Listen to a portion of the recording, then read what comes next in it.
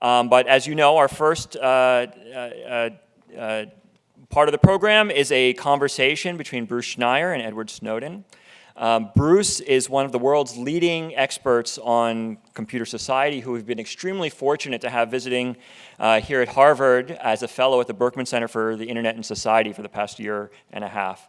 One thing that's really remarkable about Bruce is the extremely wide span of the kind of work he does. It ranges from mathematical research papers on the design and analysis of cryptographic algorithms to policy engagement by serving on government committees and testifying before Congress, and a huge amount of writing about computer security for lay audience through popular articles, blog posts, and a number of books, the latest of which is Data and Goliath, the new book that is coming out, I believe, on March 2nd.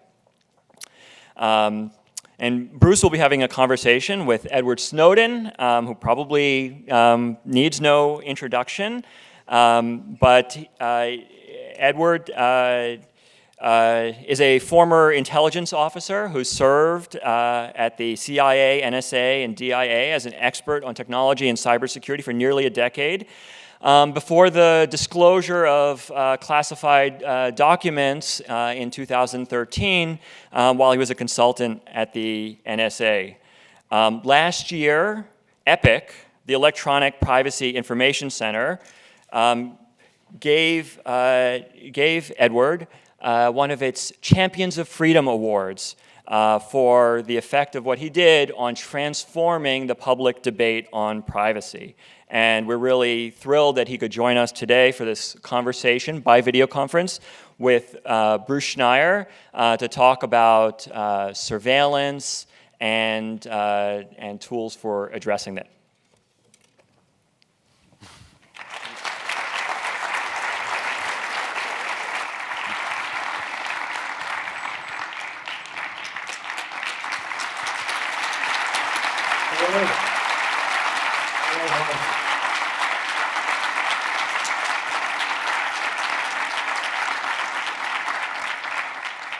I'm pretty sure that applause is for you, not for me. Well, welcome to Harvard. Good to see you again, Bruce. Thank you very much. And I'd like to thank you and Harvard and the Berkman Center, everybody involved, for the opportunity to speak.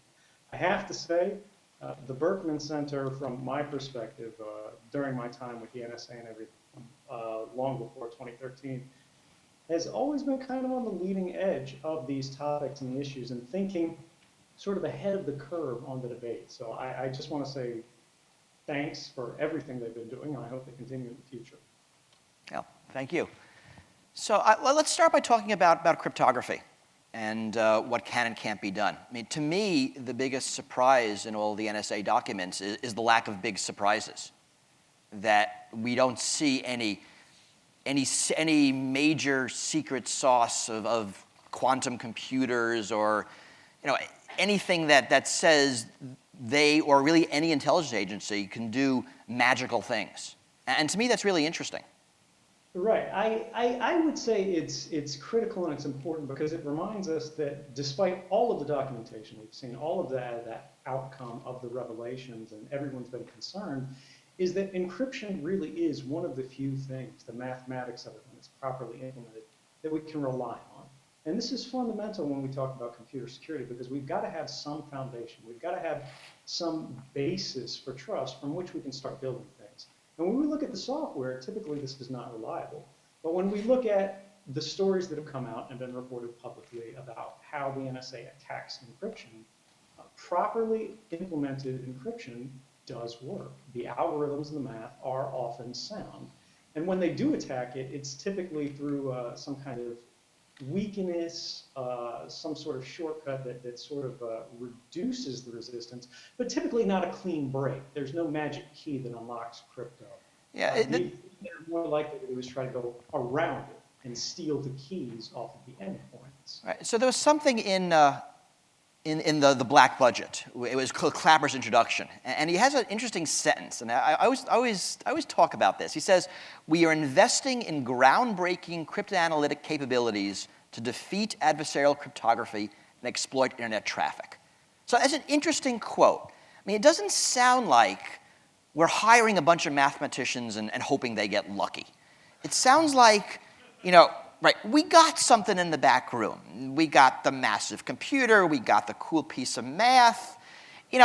Is that just a PR sentence and trying to make whatever congressmen and staffers read that optimistic?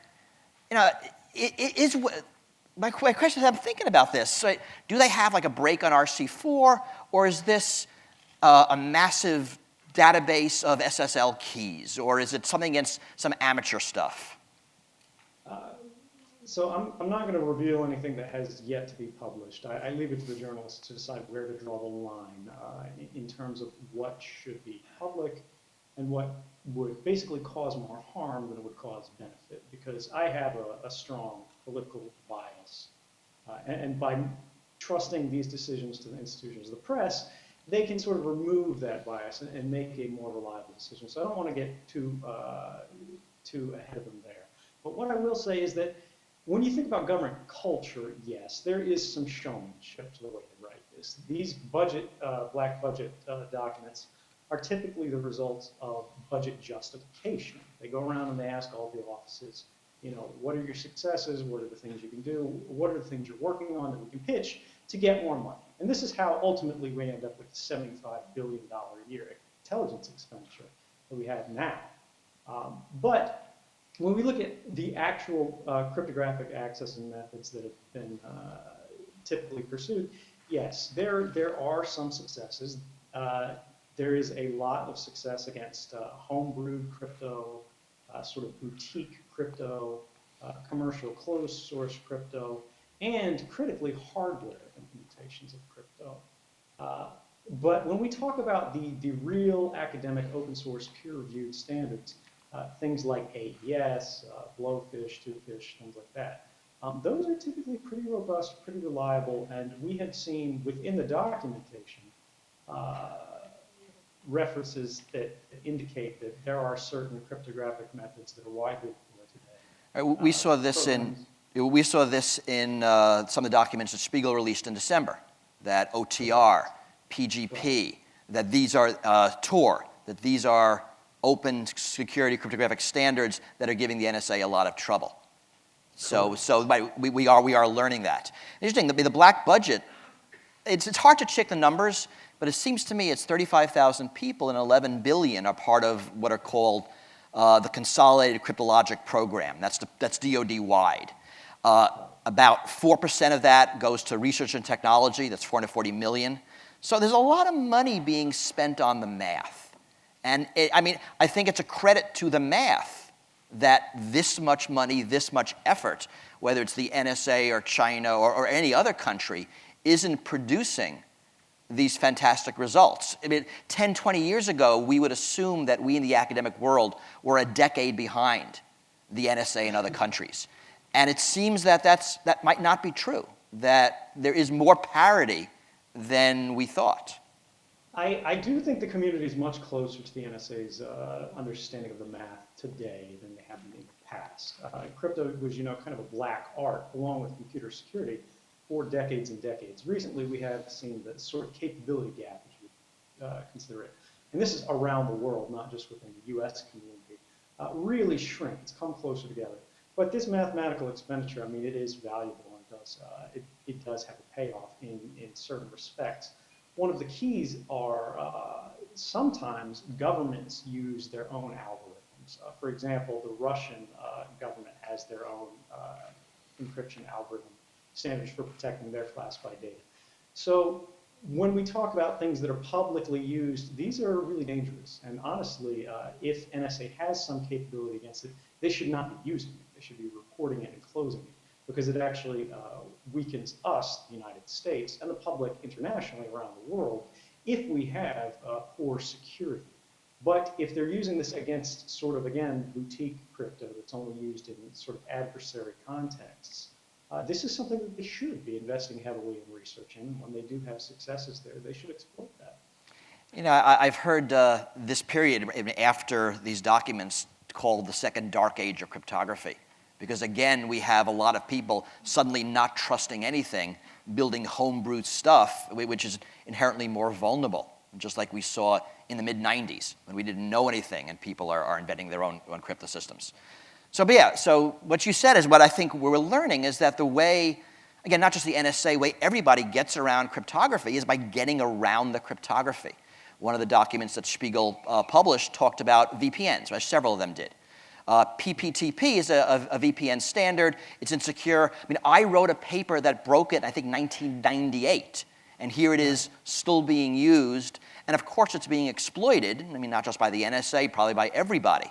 So we do see a lot of these commercial systems that are poorly designed being exploited, either by whoever. Right, and one of the other big distinguishers is the fact that we're not talking about laboratory environments. We're not talking about sort of the academic implementation. We're talking about practical implementations that work at scale. For VPN exploitation, we're talking about automation of it, the detection of it, the ingestion of it from the front-end collection systems, pulling it back sort of to our storage systems where we can keep it forever, and the automation of using sort of a gigantic resource pool, if it requires some kind of cryptanalysis, to do that in a standardized way where you don't have to have an individual human going in and doing all of this. It simply just happens in the background 24/7 while the lights are off, and it provides them access into sort of our private lives, private records.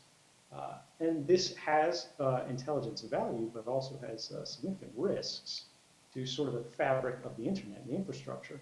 Now, at the same time, we shouldn't be relying on these old bad standards that we know are weak. Also with encryption, one of the things that we've seen is, given this sort of dark age mentality that you mentioned, there are really two risks. One is that the algorithm itself could be weak, a weakness that we are not currently aware of.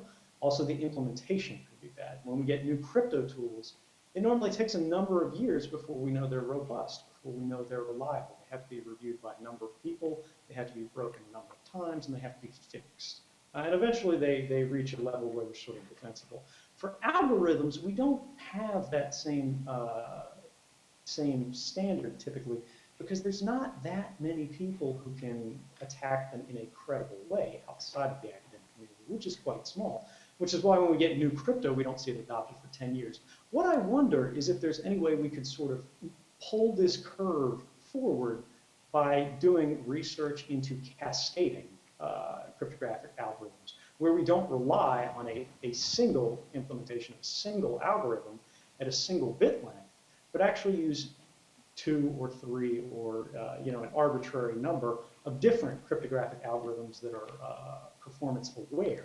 And sort of provide us that. You'll see that sometimes. Right? In general, the algorithm is the strongest piece. I mean, this is what we're learning. So whether, here we are building a wall, and now we're arguing whether one post should be a mile tall or a mile and a half tall. In a sense, it doesn't matter. What we really have to worry about is the rest of everything. So the bad implementations, the weak keys, any kind of backdoors that can be inserted in the software. And we're seeing a lot of that. I don't know if you remember, there was a backdoor found. It wasn't inserted, but almost was, into Linux a few years ago. We don't know who did it. It showed up in the code. It almost got in. Now, it could have been any government. So that is a much bigger risk. I was reading last night some of the documentation on the surveillance arms manufacturers, the companies like Hacking Team, RCS, that are sold to third world countries, that do much the same things that the NSA does, not at the scale, but it is hacking into a computer, reading the encrypted traffic after it's been decrypted, keyloggers grabbing passwords. And I'm reading what these capabilities are, and it's very much the same as the NSA toolkit, presumably the Chinese government toolkit. And we're seeing this democratization of these techniques. What countries have, that I think, what the major countries have, is the budgets to do the parallelization. Like what you said, doing it automatically 24/7 based on privileged positions on the internet. Right? The Chinese can do that just because of the way their internet works within their country. Russia is trying to get the same capability. The NSA has a lot, simply because so much traffic goes through the United States. And that's something else you said early on, that it's the endpoints that are weak, that it's not the data in transit that's weak, it's the endpoints which then can break the data in transit. Sort of interesting to see that interplay. Right. Ultimately, it comes down to the level of effort that the adversary wants to expend. When you're thinking of it from the offensive side, when I'm going after a target, you look at the target and you go, how can I get them? Now, the reason we see this explosion in mass surveillance that we've had in the last 15 years in the post 9/11 era is because passive is cheap. It's easy. It's simple. If you're a nation state, as you said, whether you're China or France or US or Russia, whatever, if you can go to the telecom providers, and there's a lot of plain text out there, just pull it off the lines, and there you have it. You've won. You've got the communication, you've got the associations, you've got the content, you've got whatever you need on the lines. Now, the benefit of encryption across the wire is that it makes that much more difficult. They have to either go with a much more sophisticated attack, they have to subvert the certificate authorities, they have to go after the key material, basically. And one of you kind of hinted at this earlier, one of the real dangers of the current security model at scale for defenders is aggregation of key material. If you have a centralized database of keys, that is a massive target. They'll go after that either remotely, or they will send someone to get hired into your organization to develop access and eventually exfiltrate that key material. Because again, they don't want to attack the crypto. They don't want to expend computational resources.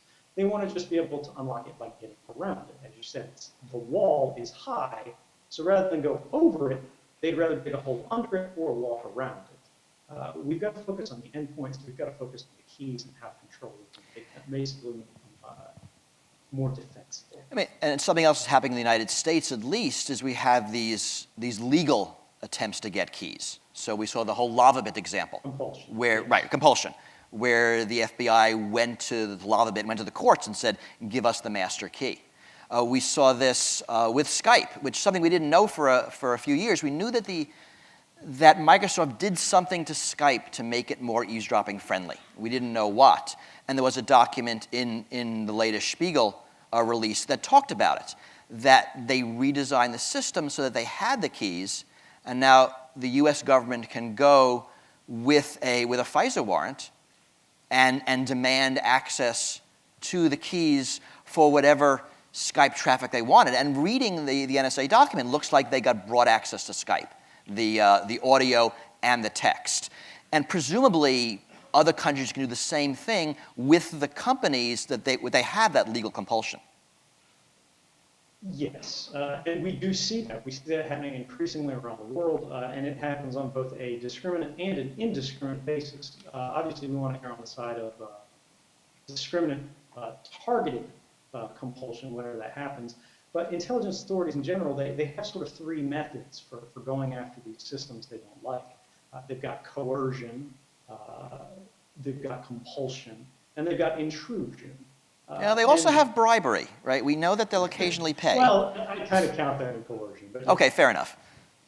But that's exactly it. I mean, subversion being what they did with NIST, the standards organizations, where they will sort of abuse the trust that the industry, the commercial sector, the academic sector has in them, in their brand, the idea that they're called the National Security Agency. So we assume they're going to secure our communications without necessarily being aware that they have this dual role, this dual mission. And in the last decade plus, they have really shifted their focus. They're a much less defensive organization than they've ever been before. And a much larger, a much higher portion of their efforts is committed to offense. So really, if the NSA is knocking on your door and asking for your help, if it's not on a compelled basis, where there's some kind of court involvement, you should really be asking yourself, why? Is this proper? Is this appropriate? And does this serve the public's needs broadly? Am I sort of benefiting an intelligence agency, a group of spies, a state security bureau, or am I benefiting the public, the country, the government? And these are really questions that we need to think deeply about. You know, actually, I want to get back to that later. But so I want to sort of talking more about this way of collecting the data. Again, I think the surprise from the NSA documents is there's not a lot of magic. So when I was working with The Guardian in October and released the story about Tor, the big thing that The Guardian and the NSA were negotiating and they didn't want released was quantum, the quantum program, which is basically packet injection. And what surprised me is how that's not a big secret. Right? Well, the technique, I mean, yes, you can do this in Starbucks. Well, you see it everywhere. I mean, there are hacker tools that do packet injection. The Great Firewall of China works on packet injection. Both Finfisher and hacking teams sell packet injection to pretty much any third world country who wants. And a lot of the techniques are very democratic.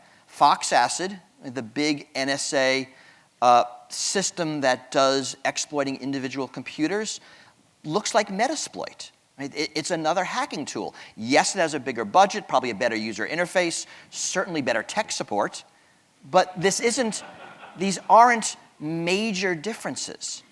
So I think we have to start looking at a world where these capabilities are everywhere. I mean, it's what you're saying. It's attack versus defense. But these defenses affect everybody because these attack tools are very, very common. They are common, and the difference, again, is scale, its reach, its complexity, and its resourcing. And it's also how they're applied and how we expect them to be applied. When hackers are doing this, we socially recognize that this is not a public good. If it's security researchers doing it to demonstrate a vulnerability, that's one thing. But otherwise, this is a criminal act.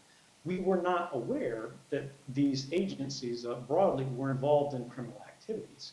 And they were. I mean, these still are, in many cases, criminal activities. There is no explicit legal authorization for these programs, many of these programs, even on the target basis, to occur in this way. They could be. There's nothing that said they could be prohibited.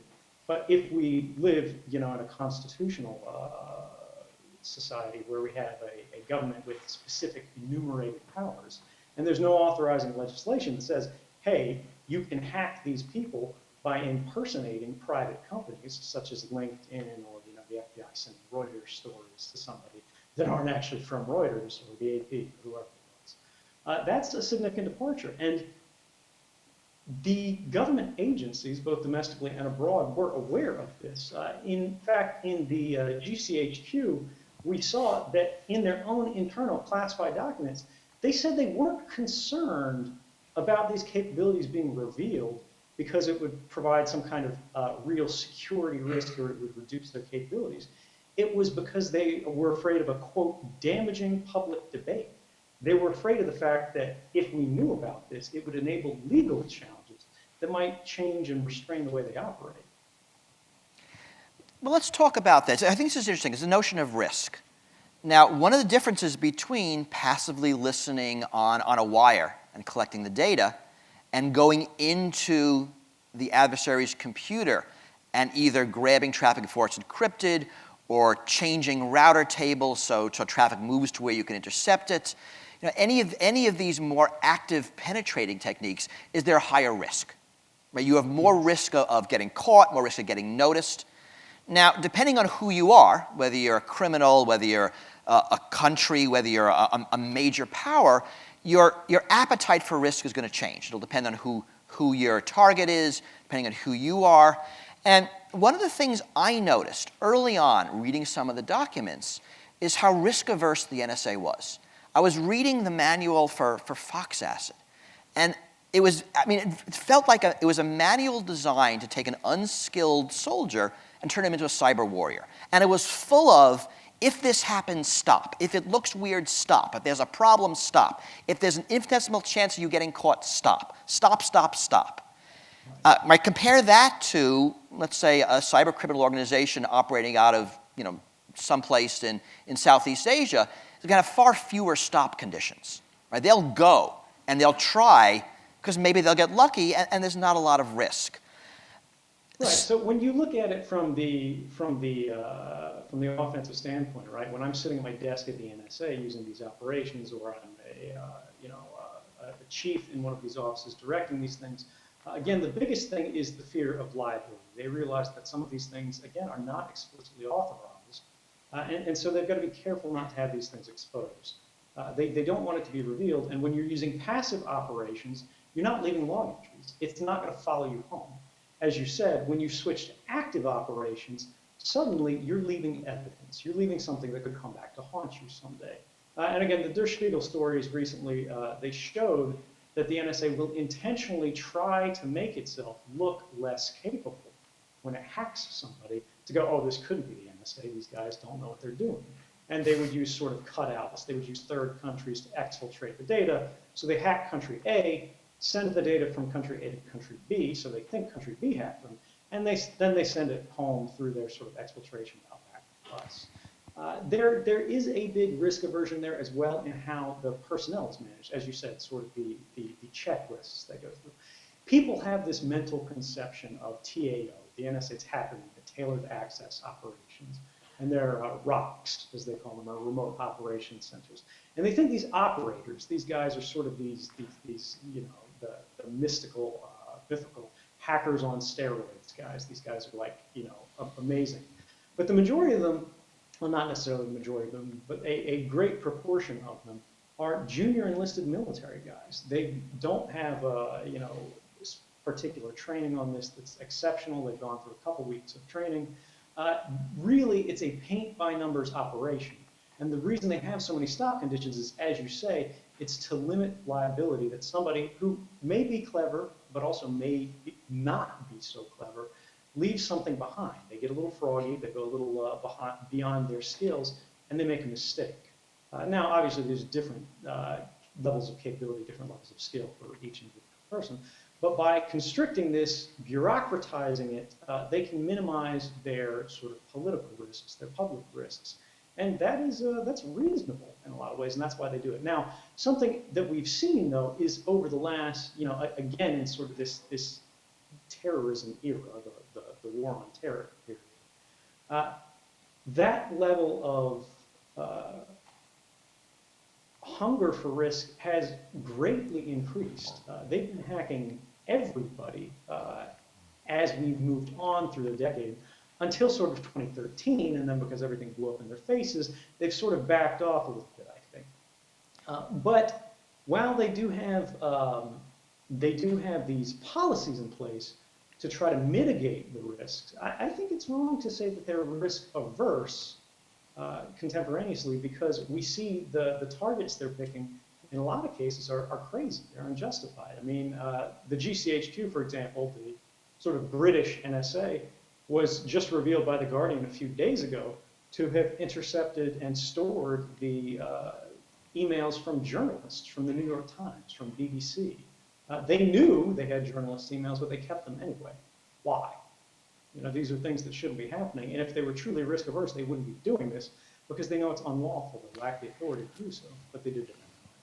Well, I mean, there's a couple of things. One of the things I'm trying to contrast what I see the NSA and GCHQ doing is some of the attacks coming out of China. I mean, looking at the past decade or more of Chinese military attacks against the United States, against government networks, against defense contractors, it's surprising how sloppy a lot of those attacks were. It's surprising how risky they were.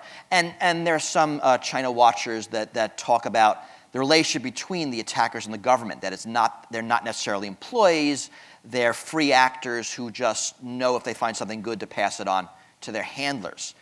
And I think we found, I mean, I think there's some increasing sophistication in cyber attacks around the world as, in a sense, this is becoming normalized. Right. The body of knowledge is increasing as well. I mean, again, not everybody knew how to do this. It wasn't a paint-by-numbers thing. As you have more people going through these organizations, as you have the level of academic knowledge improving, as you have sort of the tools, techniques, you know, developing and improving and increasing in sophistication, that sort of bleeds out. It expands and covers a larger body of people, a larger body of actors. And you have more people involved, more actors, more noticed activity, more exceptional actors who are never noticed because they're never caught, but also people who are not very good and are caught regularly. The other thing is, again, the difference in culture, in liability. I actually worked against the Chinese target when I was in Hawaii, I would say. So I know quite a bit about this, and I can't talk, at full liberties here. But in general, the level of sophistication in Chinese cyber units is not great. I mean, there are people in this room who probably were much more capable than a Chinese military cyber unit when they were teenagers. But again, the difference is when you're a military unit paying military wages, selecting from military rosters, you've only got a certain level of talent. You've only got a certain level of skill. Some of the other actors are people who are moonlighting. You know, they may be working in an intelligence organization, they may be working in a military unit. And again, they realize that as they've worked there, their skills have developed, and they're not being compensated relative to sort of their product. So they go home at night, they continue hacking, they aggregate information, they exfiltrate it, and then they sell it. And then sort of on the other end, you have almost the script kiddies of national intelligence, right? The companies that are buying the Finfisher. And I think of Uzbekistan or Ethiopia or Syria. We will see these countries using them to target dissidents and journalists. So again, the same tools that these bigger countries are using, much sloppier, I'm sure easier to detect. I'm sure, with not a lot of skill. And then we have the Monk School up in Toronto finding a lot of these attack tools on computers, on phones of people around the world. So we are seeing this huge array of risk averseness.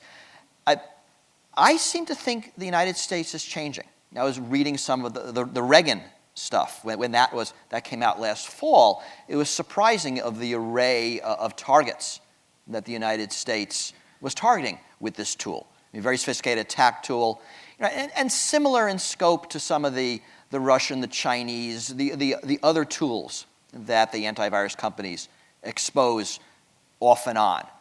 I think since it surprises me that as risk averse as the NSA was, there really never was a plan for one copy of everything we've ever written being published. That was sort of a scenario that was beyond the scope of risk planning. And I would think that now, the NSA, GCHQ, is going to have to look at every one of their programs and say, this is probably going to become public in 5 years.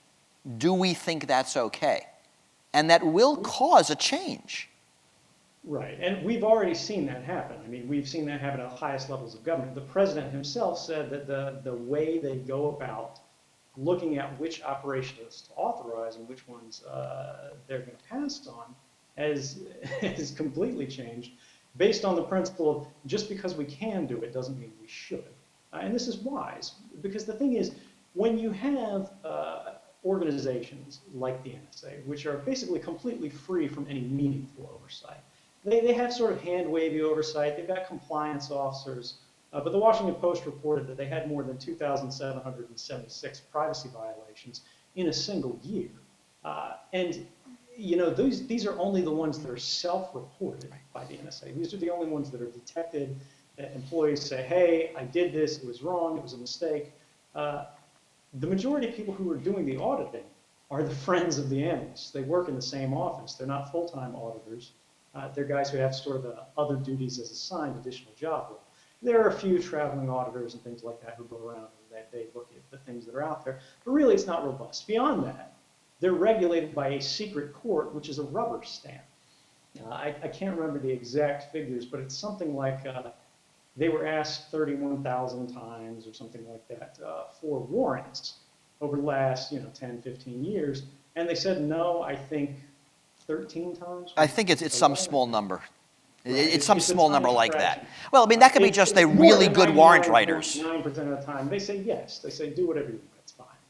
So this is the challenge. When you're operating in this environment, a culture of impunity develops where the people working at NSA, they're not bad people. These aren't villains. They're not trying to end the world. They're trying to do a good thing.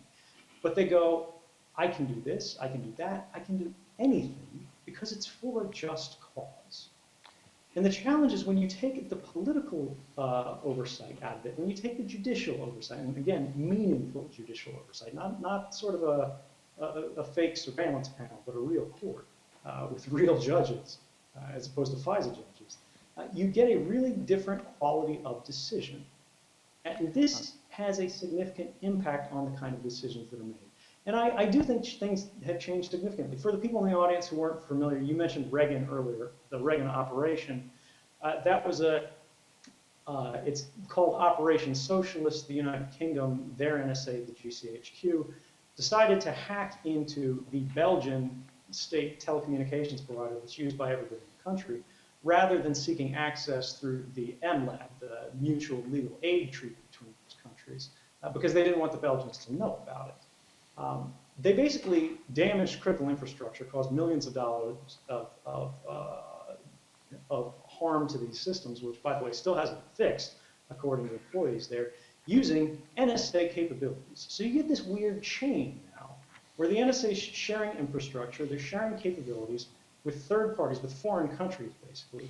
They're then using our tool sets to hack other foreign countries with which we are allied, with which we have friendly relations. We have no idea. We can't really think ahead and figure out how this is going to work out in the end because there's no model for it. It hasn't happened before. Well, I mean, there's two different kinds of oversight. I mean, one is the tactical. I mean, I think that the NSA is very good at tactical oversight. That are we doing things right? Are we following the rules? And that's what we saw in those self-reporting privacy violations. We broke our rules. We made a mistake.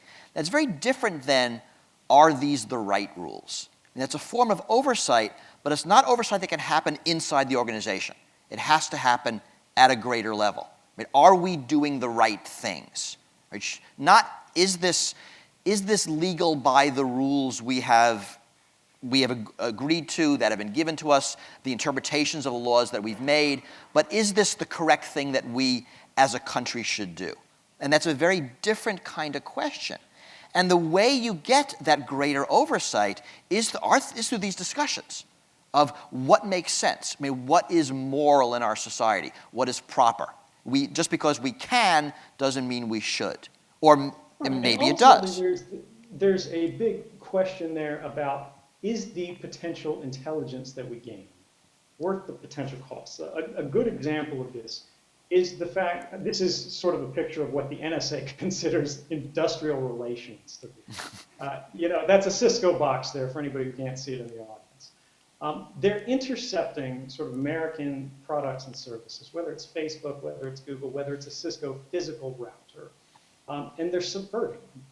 They're weakening the security of them. In some cases, like this case, they're implanting Trojans and sort of malware, or they're going at the hardware level, they're putting firmware modifications, BIOS modifications in there, that are reducing the trust in the security of American products. And this is critical in American infrastructure because it has a real cost, not just for us morally, not just for us legally, not just ethically, but financially. I mean, the American technical sector is critical to the future economic health of the country.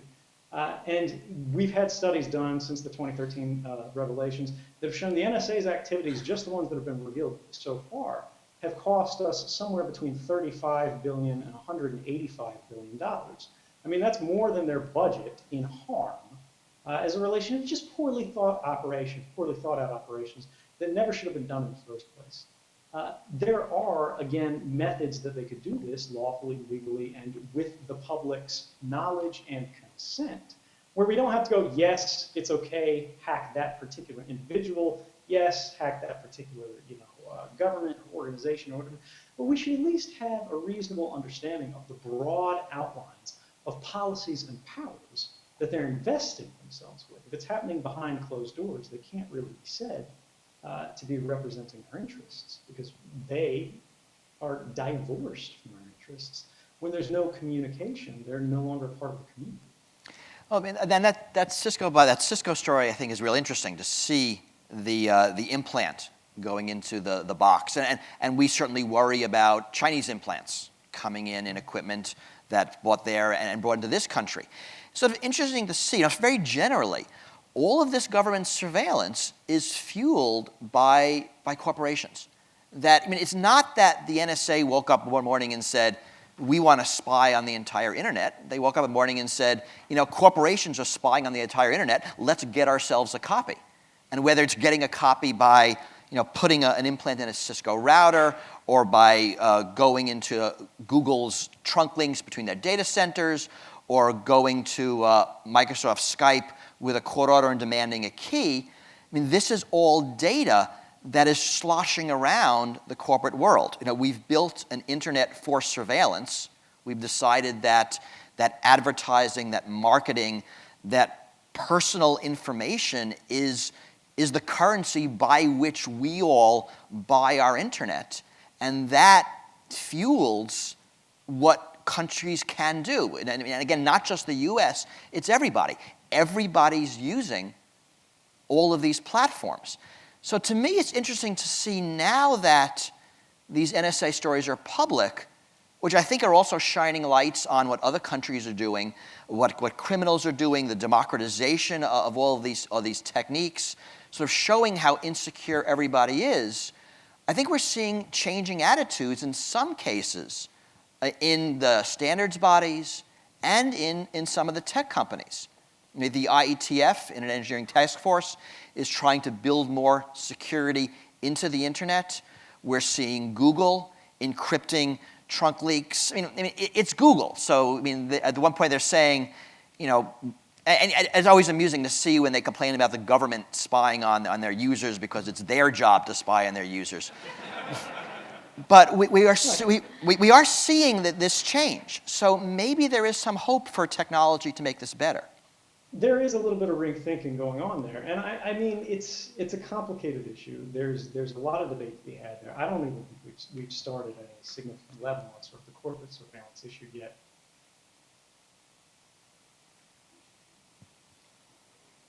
I think we've lost you. You're back. Sorry. You're back. Right. So state actors broadly around the world have been piggybacking on sort of this aggregation of data that's happening in sort of all these different corporate silos around the world.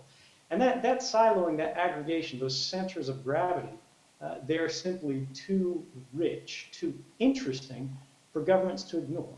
And that's a danger. We need to think about how to do this. And this is where decentralized models are interesting. Right now, the current sort of business model of the internet is, as you said, we're exchanging our private records, the value of those for access to some sort of service. And this has happened in ways that are both knowing. For example, the Google model, where we opt in, generally we're saying, yeah, I'll get this Gmail account, I'll put all my email on your server, so of course you have access to it.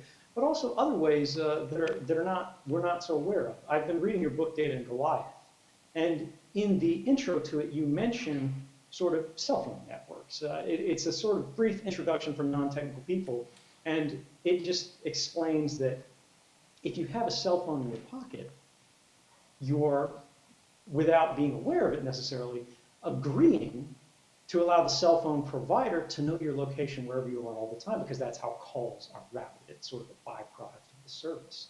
But it's a real question of, does it have to be that way? And of course, we know it doesn't now, at least on broad terms. That's sort of an artifact of the way that architecture developed. But we have decentralized routing models now. We have proxies for identity.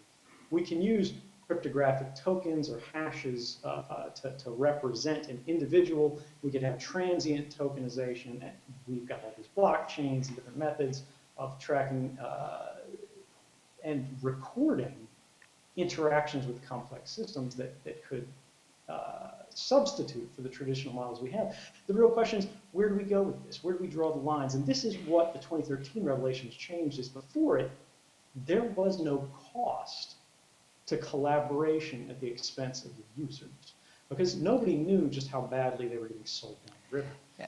After 2013, we saw immediately Apple, Google, Facebook, basically everybody who showed up on the PRISM slides. They said, everybody whose logo is at the top of that slide right there. Suddenly they, whoa, maybe we should change this. Yes, we'll cooperate with the government, but you've got to come in through the front door. At the very least, you have to use normal legal process, you have to use a warrant, you have to show probable cause that there is a requirement for this data. You can't just do what you've been doing and hack into a Google backend, sort of those trunk links you discussed and things like that. That's a significantly positive development and a big change. And I think there's more to come on that front. It may be interesting to see. Has been over the decades a lot of research in privacy-preserving technologies, in ways to do, possibly cell phone, being able to deliver calls to cell phones without keeping a database of where every phone is, and having a cell phone being a tracking device. Ways to do electronic transfer that are anonymous. We've had digital cash protocols since the 80s. Of course, there's been no appetite for it. Right? There's been no appetite because companies want that data. They want it for marketing, and now governments are piggybacking on it. So it'll be interesting to see if we can rebuild some of these systems with less metadata. One of the things we haven't talked about is how much of this information can't easily be encrypted. A lot of what, not just the NSA, but what everyone does is use this data to collect association graphs. It doesn't matter what we're talking about. What matters is that you and I are conversing. And who you converse with, who I converse with, right? This is the whole metadata conversation. This is the multiple hops. And that data isn't easily encrypted. The network needs it, at least the way it's built today. And I think one of the open questions is, can we build a more privacy-preserving network? Can we do better than that? Right, and I think one way for sort of the technical audience here to think about how do you conceptualize this metadata, this encrypted issue, encrypted content issue, is even if I, for example, am doing sort of a counter-cyber investigation, I'm trying to attribute an attack, and I can't see the content because the content's using some kind of sophisticated exploit kit that encrypts all of its exfiltration, all of its exfiltrated data, but I have the accesses to install, basically a tiny equivalent of Wireshark, and then just PCAP, do a packet capture on all of the traffic on a given system. I can see what it's communicating with. I can look at the volumes, and I can go, this is user data, this is user activity, and this is anonymous activity. And then, even though I don't know what it is, I can go, well, it's going to this hop out here. That's clearly, one step in their exfiltration chain, their operational relay box, as we call it in vernacular. And then you go to that one, you do the same thing, you hack that box, you capture its traffic, and this is assuming you don't have passive. If you've got passive collection of backgrounds, you don't even need to do this part. You can then hack the next box, go, who is it talking to? And even if you can't read the content the whole way home, eventually you can follow it home, and eventually the encryption drops off because it's at the end point. Even if that chain is 100 links long, if you keep at it, you'll get there eventually. And we've seen increasingly that sort of the arguments for mass surveillance that the governments have had aren't really reliable. They're not really meaningful. They've said, this is to stop terrorism, but we know it doesn't stop terrorism. The PCLOB, the Privacy and Civil Liberties Oversight Board, the president appointed this, the White House appointed this. It was packed with, former CIA deputy directors and things like that.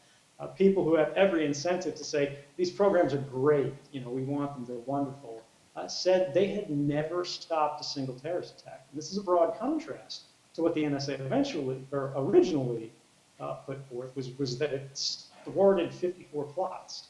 And then later, the Senate questioned them a little more carefully on it, Leahy, I believe it was, and they said, no, in fact, it wasn't 54 plots, no, they weren't attacks, they weren't anything like that. It wasn't even 54, in fact, it was one guy, a cab driver in California, sending a couple $1,000s to his clan in Somalia.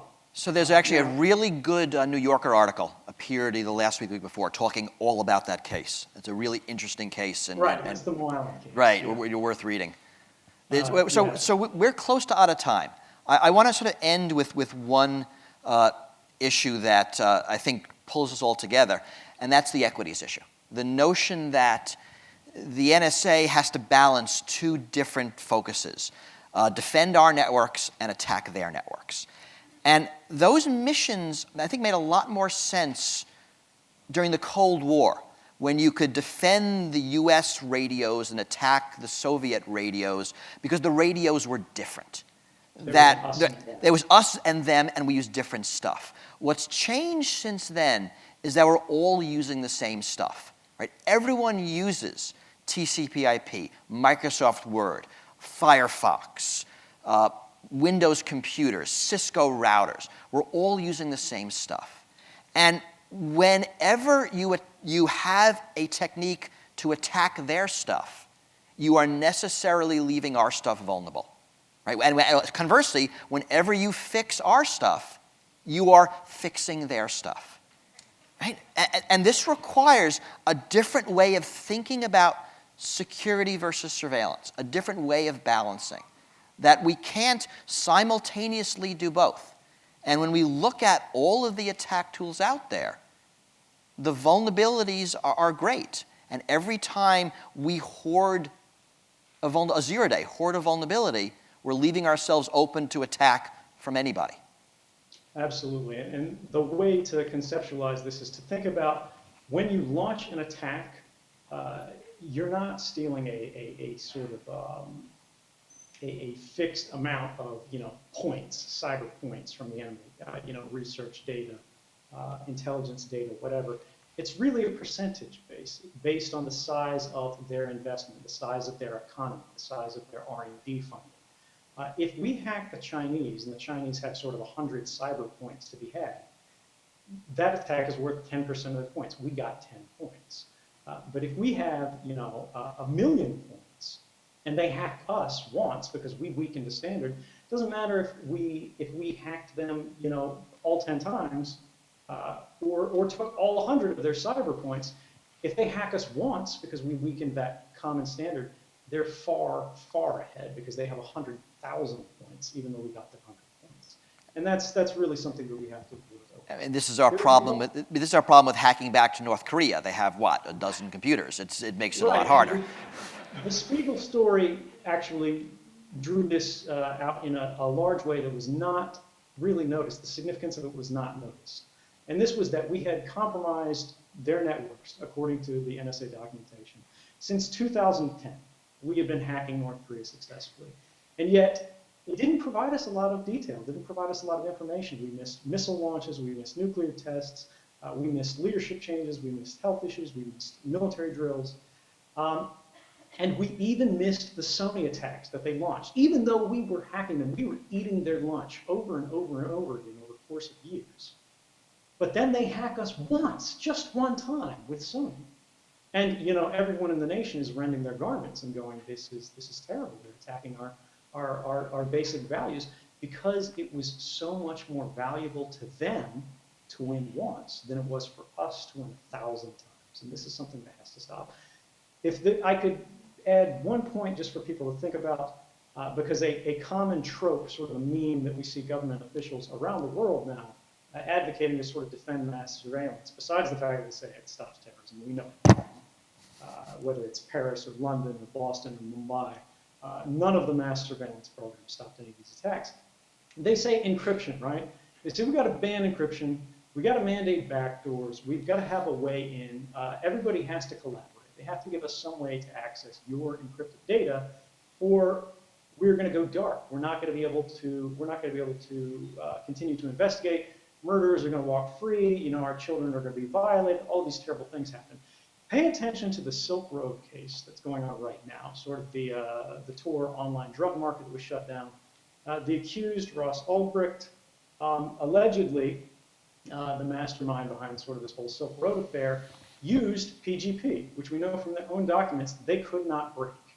He had fully, irresistibly encrypted material, and yet, just yesterday in court, they were reading out his encrypted diary entries to a room full of reporters.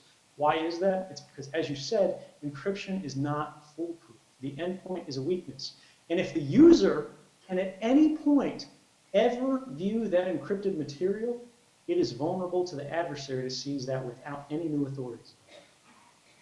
Well, we could probably keep going for another 4 hours, but I think everyone else will get mad. Thank you very much for being here. And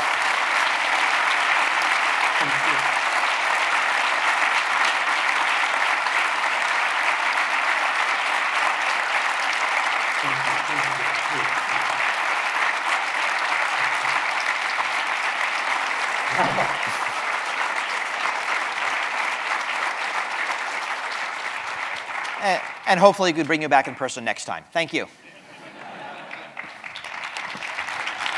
Thank you.